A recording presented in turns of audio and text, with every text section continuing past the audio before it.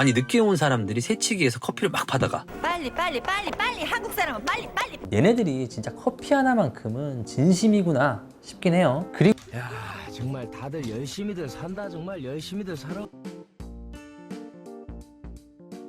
안녕하세요. 오늘은 대한민국 사람들이 정말로 사랑하는 커피를 주제로 이야기를 시작해 볼까 합니다. 피디님, 혹시 한국인들이 가장 사랑하는 커피 브랜드 뭔지 아세요? 정답은 스타벅스입니다. 남녀노소를 막론하고 대한민국 국민 10명 중 4명이 가장 사랑하는 커피 브랜드로 압도적인 점유율을 자랑하는 브랜드가 바로 스타벅스인데요. 2위인 이디야, 3위인 투썸플레이스를 합쳐도 채 20%가 되지 않거든요. 심지어 2위부터 10위까지 브랜드들의 선호도를 모두 합쳐도 스타벅스 하나를 넘지 못할 정도라고 하죠. 말 그대로 커피 업계에서 나름 압도적인 입지를 가진 브랜드라고 할 수 있는데요. 오늘 소개할 이 브랜드는요, 이러한 스타벅스의 아성을 뛰어넘을 수 있는 브랜드 중에 하나로 평가받기도 했고요. 실제로 2017년이죠. 인스턴트 커피 업계의 지존이라 할 수 있는 네슬레가 이 브랜드를 인수할 때 평가했던 가치가 자그마치 6억 3천만 달러, 하나로 약 8천억 원에 달했다고 알려져 있는데요. 당시 이 브랜드의 매장 수가 불과 50개밖에 안 됐으니까 매장당 160억의 가치를 평가받았다고 할 수 있죠. 이는 당시 스타벅스의 매장당 가치보다도 자그마치 2.6배가 많은 수준이었다고 하죠. 이른바 스페셜티 커피를 유행시킨 장본인이자 커피계의 애플로 불리며 수많은 마니아층을 양산하고 있는 이 브랜드. 오늘의 주제는 파란 병의 신화, 블루보틀입니다. 블루보틀에 대한 이야기를 이해하려면 그 전에 미국의 커피 역사에 대해 간략히 이해하고 넘어가야 할 것 같은데요. 미국의 탄생 배경을 살펴보면 그 시초가 대영 제국의 식민지였잖아요. 1776년 독립선언 이후에 영국과의 전쟁에서 승리하며 1783년이죠. 독립을 이루게 되는데요. 이 시기 영국과의 전쟁은 미국이 커피 대국으로 성장하는데 결정적 역할을 하게 되죠. 오랜 전쟁으로 영국산 차의 불매운동이 벌어지게 되면서 네덜란드인들이 즐겨 마셨던 커피를 대체제로 들여와서 이를 대중화하기 시작하는데요. 심지어 지리적으로 가까운 브라질이 커피의 주 생산지였기 때문에 이른바 싼값에 양질의 커피를 대량으로 들여올 수 있기도 했고요. 서부 개척 시대를 맞이하면서 피로회복과 각성 효과가 있는 이른바 커피는 전성기를 누리게 되는데요. 당시 미국식 커피의 키워드는 간편함, 그리고 속도였죠. 당시 서부 개척은 인디언이라 불리는 원주민과의 전쟁을 통해서 영토를 빼앗는 이른바 침략 전쟁의 형태였다고 할 수 있는데요. 때문에 당시의 커피는 전시에 졸음을 떨치기 위해 마셨던 일종의 기능성 음료에 가까웠다고 할 수 있습니다. 이 시기 카우보이들이 즐겨 마셨다고 해서 일명 카우보이 커피라는 것이 유행했었는데요. 이 커피는 냄비에 물과 커피가루를 붓고 라면을 끓이듯 만들었다고 하죠. 맛이나 향보다는 간편함에 초점을 맞춰 개발된 커피라고 할 수 있었죠. 결국 이러한 미국인들의 커피 소비 성향은 20세기 초 인스턴트 커피의 개발로 이어지게 됩니다. 1910년 지 워싱턴이 세계 최초로 인스턴트 커피를 개발한 이후에 1938년이죠. 네슬레가 상품성을 개선한 커피를 대량 생산하게 되면서 대중화를 이끌게 되는데요. 네슬레는 현재도 세계 인스턴트 커피 점유율 1위를 유지하고 있고요. 인스턴트 커피는 간편하고 빠르게 커피를 마실 수 있다는 점 때문에 미국인들의 많은 사랑을 받게 됩니다. 커피의 맛과 향, 이른바 품질보다는 각성 효과라는 커피의 기능적인 효능에 초점을 맞춰 커피를 소비했던 셈이죠. 이 시기를 일컬어 커피의 제1의 물결이라고 부릅니다. 미국 경제가 성장하고 국민소득 또한 증가하게 되면서 커피 소비에도 이른바 변화가 생겨나기 시작하는데요. 유럽인들처럼 갓 로스팅한 원두를 추출한 고급 커피를 마시는 수요가 증가하게 된 거죠. 1971년 미국 서부 시애틀에 원두를 볶아 판매하는 전문 매장이 생기게 되는데요. 이 가게의 이름이 바로 스타벅스였죠. 이탈리아의 커피바를 미국식으로 재해석하며 스타벅스는 미국의 카페 문화를 선도하는 상징으로 급부상하게 됩니다. 커피의 고급화, 카페화, 그리고 프랜차이즈화가 이 시기의 핵심 키워드였고요. 이 시기를 제2의 물결이라고 부르는데요. 그 중심에는 스타벅스가 있었죠. 국민 소득이 더더욱 증가하게 되면서 각자의 취향을 갖는 소비 또한 생겨나게 되는데요. 이른바 제3의 물결의 시작이라 할 수 있죠. 사실 커피는 어떤 원두를 사용하느냐, 또 어떤 강도로 로스팅하느냐, 어떤 방식으로 추출하느냐에 따라서 그 맛과 향이 천차만별 달라지게 되잖아요. 오늘 소개할 블루보틀이 바로 이 제3의 물결의 상징처럼 여겨지고 있는 브랜드이기도 하고요. 블루보틀 이야기를 하려면 창업자인 제임스 프리먼 이야기를 빼놓을 수가 없는데요. 그의 첫 직업은 바리스타가 아닌 교향악단의 클라리넷 연주자였습니다. 헌데 그는 해외 공연을 다닐 때도 자신이 직접 로스팅한 원두를 챙겨가서 비행기에서도 직접 커피를 내려 마셨을 정도로 이른바 커피 덕후였다고 하죠. 그는 어느 날 도쿄 시부야의 뒷골목의 한 카페에서 정성스럽게 핸드드립으로 내린 커피를 파는 모습에 매료되게 됩니다. 이 카페 이름이 바로 차를 만끽하는 가게라는 의미의 일본어 기사텐의 대명사로 불렸던 차테이 하토라고 하죠. 저 역시도 도쿄를 예전에 방문했을 때 이 가게를 한번 방문한 적이 있는데요. 술집 바 같은 인테리어에 바리스타들이 눈앞에서 직접 핸드드립으로 정성스럽게 커피를 내려주는 모습이 글쎄요 묘한 느낌을 주긴 하더라고요. 다시 돌아와서요. 클라리넷 연주자로서의 그의 삶은 그리 성공적이진 못했던 것 같아요. 수많은 오디션에 낙방했다는 그의 인터뷰를 봐도 말이죠. 결국 그는 프로 뮤지션의 길을 그만두고 취미였던 커피 사업을 시작하게 됩니다. 이른바 자신이 좋아하는 취미가 직업이 되는 직장인이라면 누구나 꿈꾸는 일에 도전을 한 거죠. 2002년 오클랜드의 한 식당 창고 한 켠을 빌려서 직접 로스팅한 커피 원두를 주변 카페에 납품하는 사업을 시작하게 되는데요. 이때 그는 고급 원두, 즉 스페셜티 커피 원두만을 사용하고요. 48시간 안에 로스팅한 원두만을 판매한다 라는 원칙을 세웠다고도 하죠. 물론 초기 이 도전은 가게 월세 내기도 빠듯할 정도로 실패로 끝났고요. 그는 원두 판매 사업이 큰 돈이 되지 않자 가게 월세라도 벌어보자는 심정으로 주말마다 인근 파머스 마켓에 손수레를 직접 끌고 나가 커피를 직접 내려 팔았는데요. 한 땀 한 땀 장인이 손수 내려주는 커피를 한번 맛본 사람들이 다시 찾아와 줄을 서서 기다릴 정도로 이게 대박이 나게 됩니다. 이렇게 번 돈으로 그는 2005년이죠. 샌프란시스코 헤이즈밸리에 첫 매장을 오픈하게 되는데요. 이게 바로 현재 블루보틀 1호점이 있는 곳이죠. 이 가게 이름에 대한 탄생비와 역시 흥미로운데요. 1683년 동유럽과 동부 유럽을 장악한 오스만 튀르크 군대는 오스트리아 빈까지 쳐들어오게 됩니다. 얼마 안 간 전쟁은 오스트리아의 승리로 끝이 났고요. 그들이 허둥지둥 도망치면서 놔두고 간 전리품 중에 커피 원두가 담긴 자루들이 있었다고 하죠. 당시 아랍권에서 생활하며 커피를 접해봤던 쿨치스키라는 인물이 이 원두를 사들여서 유럽 최초의 커피하우스를 차리게 되는데요. 이 가게 이름이 바로 푸른병 아래의 집이었다고 하죠. 이 이야기에서 영감을 얻어서 블루보틀이라는 브랜드가 탄생하게 된 거고요. 가게는 그럭저럭 유지가 됐지만요. 블루보틀이 처음부터 승승장구한 것은 아니었습니다. 슬로우 커피라는 컨셉이 당시 인기는 있었지만요. 효율적으로 돈을 버는 데는 오히려 독이 됐기 때문인데요. 그러던 2012년 이른바 귀인이 등장하게 됩니다. 사업가이자 벤처 투자가였던 브라이언 미한. 그는 스킨케어 브랜드 누드를 설립해서 루이비통 그룹에 매각한 경험이 있는 나름 능력 있는 수강가였죠. 그와의 만남 이후 블루보틀은 승승장구하기 시작합니다. 브라이언 미한은 투자자이자 현재 블루보틀을 이끌고 있는 CEO이기도 하고요. 블루보틀이 대중들에게 이토록 사랑받는 이유가 뭔지 한번 살펴보겠습니다. 오클랜드 블루보틀 본사 옥상에 가면 양봉장이 있다고 하죠. 커피에 테스트할 꿀을 직접 양봉해서 사용하기 위해서라고 하는데요. 그들이 이렇게까지 하는 이유는 자신들의 커피에 인공 첨가물을 넣지 않기 위해서라고 하죠. 그리고 특이한 것이 컵 사이즈도 330ml 딱 한 가지만 제공하는 것으로도 유명한데요. 이 역시도 이 사이즈가 최고의 커피 맛을 제공할 수 있는 최적의 컵 사이즈 때문이라고 하죠. 블루보틀에 사용하는 드리퍼 또한 엄청난 개발비를 들여서 제작했다고 알려져 있습니다. 심지어 이 드리퍼는 바리스타가 아니고요. MIT 물리학자가 개발했다고도 하죠. 심지어 커피를 내릴 때 쓰는 필터 역시도 일본의 유명 종이접기 전문가에게 의뢰해서 주름을 연구했다고도 하고요. 뭘 이렇게까지 하나 싶지만 그 면면을 보면 얘네들이 진짜 커피 하나만큼은 진심이구나 싶긴 해요. 그리고 블루보틀은 그 명성에 비해서 미국, 일본, 그리고 한국 이렇게 3개국에만 진출해 있는 상태인데요. 심지어 스타벅스처럼 공격적으로 매장을 늘려가지도 않고요. 이 또한 자신들의 커피 품질을 유지하기 위해서라고 하죠.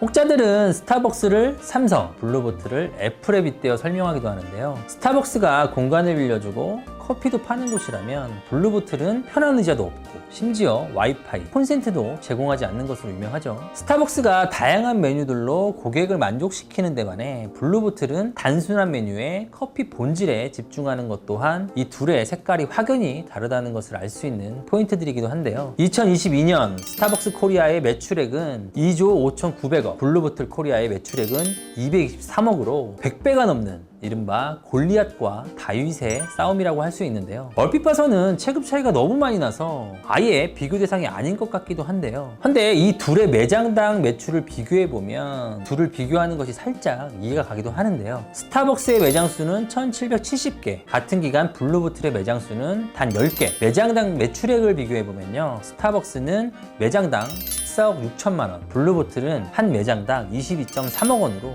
블루보틀이 훨씬 높은 걸 알 수 있죠. 저는 개인적으로 이 블루보틀이라는 기업에 대해 연구하면서 얘네들이 정말 커피를 파는 기업이 맞나? 싶은 생각이 드는 포인트들이 몇 군데 있었거든요. 마치 실리콘밸리의 IT 기업처럼 일을 하는 거죠. 앱과 홈페이지 개선을 위해서 구글 벤처스의 투자를 받고 파트너로서 노하우를 제공받는가 하면 원두 구독 서비스의 배송 인프라 개선을 위해서 이 분야에 나름 노하우를 가지고 있는 퉁스커피라는 회사를 인수하기도 하고요. 분쇄 원두의 품질 보존 문제를 해결하기 위해서 이 분야에 특허가 있는 퍼펙트 커피라는 기업을 인수해서 문제를 해결하고 확장해 나가는 이른바 공격적 M&A 방식을 적극 활용한다는 점이 놀랍기도 합니다. 반대로 실리콘밸리의 여타 IT 기업들처럼요, 자신들의 가치를 인정받아 지분을 매각하는 것에 더 적극적이죠. 실제로 2017년 네슬레가 블루보틀의 지분 68%를 4억 2,500만 달러, 하나로 약 5,500억 원에 사들인 것이 굉장히 유명한 사건이죠. 또한 블루보틀의 경우 커피 판매 외에 수익이 60%에 달한다고도 알려져 있는데요.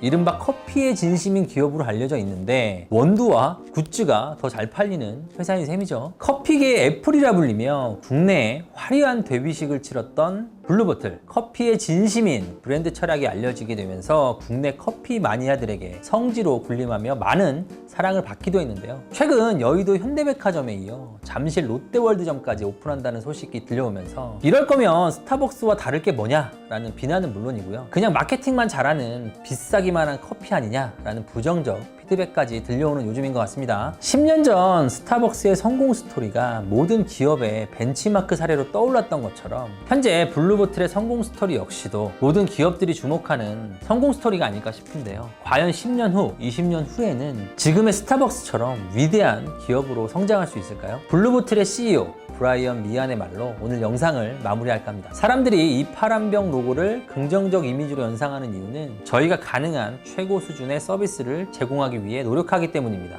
파랗고 따뜻하고 아름답기 때문이 아니라 최상의 품질이 지금의 이미지를 만든 셈이죠. 안녕하세요. 혹시 라떼 효과라는 말 들어보신 적 있으신가요? 하루에 라떼 한 잔 덜 마시면 약 5,000원이 절약이 되고요. 또 이걸 매일 저축하면 한 달에 15만 원이 되고 또 1년간 저축하면 약 180만 원이 통장에 쌓이고요. 심지어 이 돈으로 연 10% 정도 투자 수익까지 거두게 된다면 30년 후에는 자그마치 3억이 넘는 돈이 통장에 있을 거다.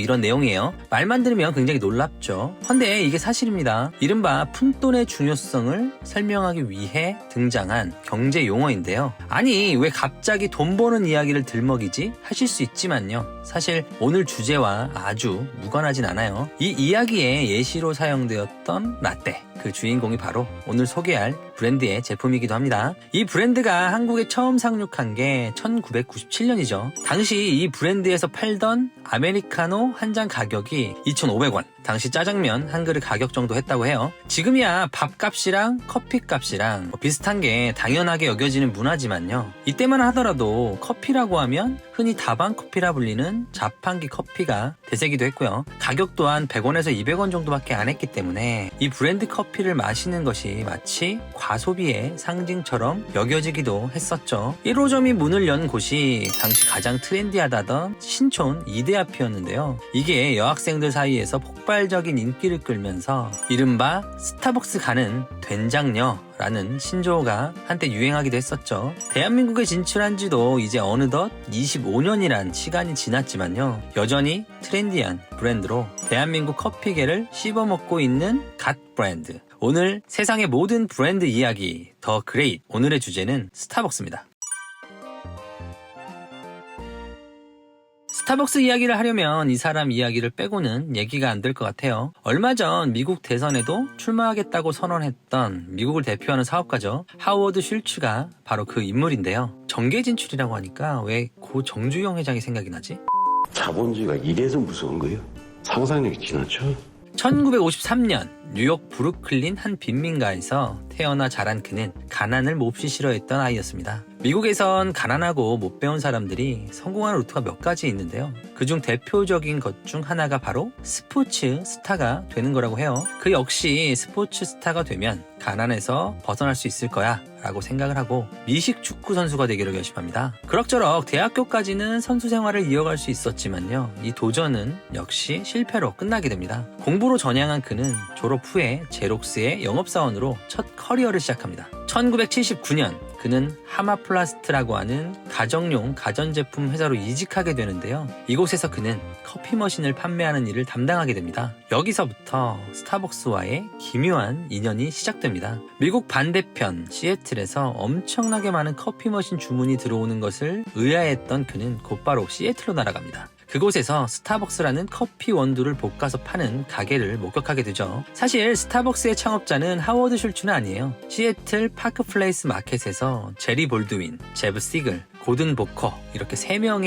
의해 설립된 커피 원두 판매점이 그 시작이었죠. 하지만 현재 그들의 이름을 기억하는 사람은 거의 없습니다. 전문 커피 원두 판매점 이라는 이름처럼 초기 스타벅스의 목표는 소비자들이 집에서도 유럽식 고급 커피를 즐길 수 있도록 하는 것이었다고 해요. 이를 위해 스타벅스는 고객에게 커피콩을 선택하는 방법, 로스팅 방식, 그리고 커피를 내리는 방법에 대한 조언을 제공하기도 했고요. 1982년 이 사업에 매료된 하워드 슐츠가 마케팅 이사로 합류하게 되면서 스타벅스는 승승장구하기 시작합니다. 시애틀 전역의 매장도 공격적으로 늘리고요. 매출도 기하급수적으로 증가하기 시작하는 것도 이때고요. 하지만 그의 꿈은 여기서 그치지 않았죠. 그는 커피 원두 판매점에서 더 나아가 이탈리아식 에스프레소 카페 사업으로 확장하고자 설득했지만 이 과정에서 창업자들과의 마찰이 있었던 것 같아요. 1985년 그는 스타벅스와 결별하고 자신이 직접 지오날레라는 카페 브랜드를 창업하게 됩니다. 물론 이 사업은 대박이 났고요. 이 사업 성공으로 큰 돈을 번 그는 스타벅스에서 쫓겨난 지 단 2년 만인 1987년 380만 달러를 지불하고 이 스타벅스를 사들이게 됩니다. 이른바 완벽한 복수였던 셈이죠. 그는 스타벅스를 인수하자마자 지오날레의 이름을 스타벅스로 바꾸고 본격적으로 카페 사업을 시작합니다. 시애틀을 벗어나 미국 전역으로 공격적인 전략을 펼치면서 빠르게 매장을 늘려가기 시작합니다. 슐츠의 진두지휘 아래 스타벅스는 빠르게 미국 내 커피 문화를 상징하는 아이콘으로 성장하게 됩니다. 이 과정에서 제가 지난 블루보틀 편에서 소개해드렸던 미국의 커피 문화의 성장도 한몫을 했고요. 스타벅스 브랜드 네임에도 흥미로운 일화가 숨어 있는데요. 이미 잘 알려져 있듯 스타벅스의 이름은 허먼 멜빌의 소설 모비딕에 등장하는 1등 항해사의 이름입니다. 이 이름은 스타벅스 창업자 중 한 명인 고든 보커에 의해 탄생했다고 하죠. 커피를 좋아했던 모비딕의 1등 항해사 이런 브랜드 스토리를 떠올렸던 것 같아요. 당연히 전혀 근거 없는 이야기였고요. 스타벅스의 로고는 세이렌이라고 하는 그리스 신화에 등장하는 인물인데요. 아름다운 노랫소리로 선원들을 유혹하는 이른바 요물로 묘사됩니다. 1등 항해사 이름과 세이렌 로고 뭔가 추상적이지만 특별한 분위기를 풍기는 것 같긴 해요. 미국 자본주의를 상징하는 브랜드 스타벅스는 이렇게 탄생하게 됩니다. 2000년대 모든 기업들의 벤치마크라고 해도 과언이 아니었던 스타벅스의 성공 전략에 대해 한번 알아보겠습니다. 미국에서는 최초의 이탈리안식 고급 커피바라는 이미지로 브랜딩을 시작했고요. 대한민국에서도 커피가 밥 한 끼보다 비쌀 수도 있다 라는 이미지를 심어주면서 초기 스타벅스는 이른바 허세, 자랑하기 위해 가는 곳으로 인식이 되기도 했었죠. 이게 현재 SNS, 인스타그램 문화와도 자연스럽게 이어지게 되면서 여전히 1등 브랜드 위치를 공고히 하고 있는 원인이기도 하고요. 지금이야 워낙 대중화된 브랜드인데다가 더 고급을 지향하는 커피 브랜드들 또한 많이 생겨서 사실 스타벅스가 고급 커피 맞냐? 라고 하면 살짝 애매해진 것도 사실인데요. 그래도 고급 커피의 원조라는 이미지만큼은 여전히 유지하고 있지 않나 생각을 해봅니다. 글로벌 브랜드의 대명사격이지만 스타벅스는 각 국가마다 철저한 현지 맞춤형 전략을 가져가는 것으로도 유명합니다. 해마다 등장하는 시즌 메뉴들만 봐도 알 수가 있는데요. 단짠 자극적인 맛을 좋아하는 한국인들을 위해 스타벅스 더블샷 이라는 한국 한정 메뉴를 출시하는가 하면 심지어 지역 현지화에도 적극적이죠. 문경 오미잡 피지오, 광양 황매실 피지오, 공주 보니밤 라떼, 이천 햅쌀 라떼 등 다양한 음료를 지역 특산물에 맞춰 출시하기도 합니다. 커피 브랜드라는 특성 때문에 디지털 마케팅에 다소 소극적일 거라는 생각을 하고 있다면 이는 절대 착각입니다. 지금은 일상화되어 버린 매장에서 픽업할 물건을 미리 주문하는 서비스를 안착시킨 대표적인 사례가 바로 스타벅스의 사이렌 오더죠. 사이렌 오더 서비스는 앱에서 메뉴와 주문할 매장을 고르고 결제를 하면은요, 위치 기반 서비스를 활용해서 주문 고객이 매장에 접근하면 알려주고요, 고객이 매장에 도착하면 바로 주문한 음료를 기다림 없이 받아갈 수 있게 개발한 서비스를 말합니다. 이게 출시 당시엔 엄청 획기적인 서비스였어요. 커피 받으려고 길게 줄 쫙 써 있는데, 아니 늦게 온 사람들이 새치기에서 커피를 막 받아가. 이거 뭐지? 하면서 너도 나도 다 사용해. 헌데 써보니까 너무 편해. 뭐 이런 거예요. 빨리 빨리 빨리 빨리 한국 사람은 빨리 빨리 빨리. 스타벅스는 선도적인 마케팅 전략을 도입하는 것으로도 굉장히 유명합니다. 대표적인 것이 시즌 MD 제품들이 있죠. 이와 관련해서 유명한 일화가 있죠. 어느 날 스타벅스 강남점에 한 여인이 등장합니다. 그리고 당당히 걸어와선 아메리카노 300잔을 외치죠. 갑작스런 대량 주문에 직원들은 난리가 났겠죠. 근데 이 여인은 주문한 300잔의 커피 중 단 한 잔만 들고 유유히 매장을 빠져나갑니다. 그녀의 다른 손에는 이른바 프리퀀시라 불리는 한정판 스타벅스 캐리어가 잔뜩 들려 있었다고 하고요. 이처럼 스타벅스는 커피뿐만 아니라 마케팅을 잘하는 브랜드로도 굉장히 유명합니다. 새로운 판매 방식을 도입하는 것에도 적극적인데요. 코로나 이후 최근 몇 년 사이 부쩍 늘어난 것이 바로 스타벅스 DT점이죠. 일명 드라이브스루라고 하는 매장들인데요. 이게 단순하게 생각해보면 매장 면적도 더 크고 비용도 더 많이 들 것만 같은데 왜 이런 매장을 더 많이 만들까 싶지만요. 고객들이 매장 안에 머무는 시간이 없기 때문에 회전율도 훨씬 좋다고 하고요. 차로 이동하기 때문에 시내 한복판에 매장을 낼 필요도 없죠. 매장 규모에 비해 상대적으로 임대료도 훨씬 싸게 먹히고 매출은 더 잘 나오니까 이거야말로 노다지가 따로 없는 셈이죠. 그러면 다른 브랜드들도 이걸 다 따라하면 되겠네? 싶지만요. 그게 또 그렇지가 않잖아요. 스타벅스니까 가능한 전략인 거죠. 마지막으로 강력한 브랜드 경험입니다. 이건 솔직히 전략이라고 말하기도 조금 모호한 부분이 있는데요. 그냥 스타벅스니까 라는 말이 통용되는 분야가 아닐까 싶어요. 솔직히 이런저런 전략들을 얘기하지만요, 결론적으로 스타벅스잖아 라는 말로 귀결되는 포인트가 꽤 많은 것도 사실이거든요. 이거야말로 스타벅스라는 브랜드가 가지고 있는, 하지만 다른 경쟁 브랜드들은 절대 가지고 있지 못한 이른바 초격차 전략이 아닐까 싶은데요. 글쎄요, 이건 말로 표현할 수 있는 게 아니라서 여러분 아시잖아요. 스타벅스니까. 한국 커피 문화에 가장 큰 영향을 미친 브랜드. 지난 10년간 여러 기업들의 성공 전략 벤치마크 사례로 수없이 화제되었던 그 브랜드. 대한민국 사람들이 가장 사랑하는 커피 브랜드. 바로 그 스타벅스지만요. 최근 들려오는 이야기들은 그리 좋은 이야기만 있는 것은 아닌 것 같습니다. 다양성을 추구하는 커피 마니아들이 많아지면서 스타벅스 커피 맛은 너무 평범하다, 개성이 없다 라는 평가도 나오는 요즘이고요. 해마다 벌어지는 이른바 프리퀀시 대란도 요즘엔 옛날에 그 정도는 아닌데 라는 평가가 많죠. 위로는 블루보틀, 테라로사, 만렙 커피 등 고급 커피를 표방하는 이른바 스페셜티 커피 브랜드들이 공격적인 확장을 해가고 있고요. 또 아래로는 이디야, 메가커피, 백다방 등 가성비를 앞세운 브랜드들의 공세 역시 만만치 않은 요즘입니다. 이러한 시장 환경 속에서 스타벅스는 앞으로도 부동의 1위 자리를 지켜낼 수 있을까요? 스타벅스의 신화를 일군 하워드 슐츠의 말로 오늘 영상을 마무리할까 합니다. 구두끈이 풀렸는지도 모른 채 앞만 보고 뛴다면 1등을 할 수 있을까? 가끔은 아래를 보며 구두끈을 점검할 필요가 있다. 항상 가장 좋은 기회는 가장 어려운 상황에서 탄생한다.